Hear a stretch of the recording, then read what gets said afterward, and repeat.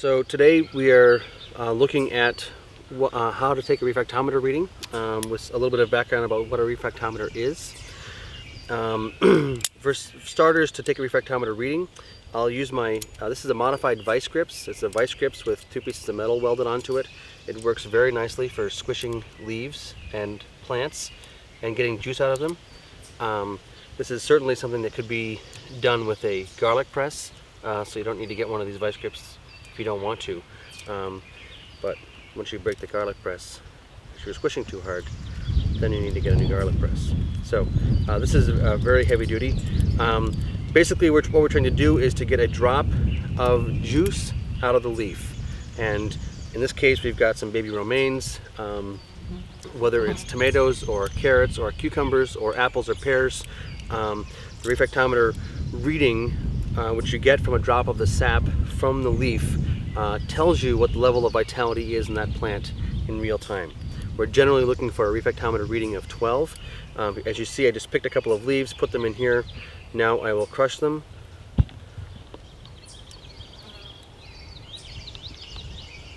To get a drop of sap, or two. So there we see the drop of sap.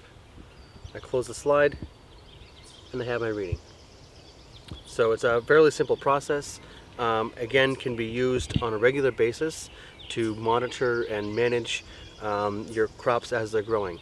These lettuces here look quite nice. They feel very silky, and I got a reading of 8.5, which is not bad for a lettuce. I generally say that I'd like to see 12 as a baseline across the board on whatever crop it is I'm growing. So that's it's a very simple process. What does a refractometer reading tell you? It tells you how much the light bends when it passes through the juice. All this is a simple prism. The light comes in here, it bends as it goes through the sap, and I see it coming out over here with a little chart in the middle. So effectively, the more nutrients, the more compounds, the more proteins, the more antioxidants, the more covalent bonded compounds technically you have in the sap of the plant, the more the light will bend, and that correlates very nicely with nutrient levels, with vigor, vitality, pest resistance, disease resistance, etc.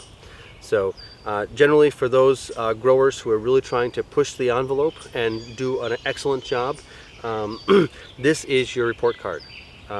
If you can get 12 in the sap of your plants as they're growing, in the leaves of your plants as they're growing, you should feel very proud of yourself. It's a very rare occurrence, and it will correlate with great vigor, great flavor, great shelf life, etc. And I guess you could use this if you wanted to come and spray these greens right now with some sea minerals. Yeah. You could measure a little, in an hour or something, and see if they liked it. It's certainly a very valuable tool for using to determine the efficacy of foliar sprays, etc.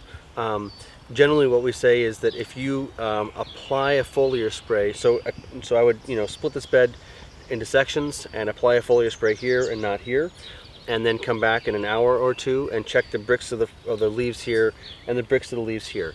And if I've got a noticeable difference of say 1 to 2 points in 1 to 2 hours, that would mean to me that this was that foliar spray was appropriate and helpful to the plants and could be used across the board.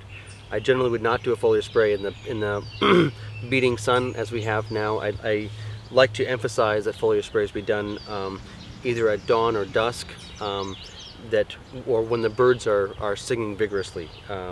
It's easy to burn the leaves if you put too much into a foliar spray in the beating sun. How much does that refractometer cost? This refractometer is a very inexpensive, I think it's about $25 on eBay. Very inexpensive tool. Okay. Yeah. You can get $100 ones, $300 ones, but they functionally, as far as I'm concerned, don't really matter.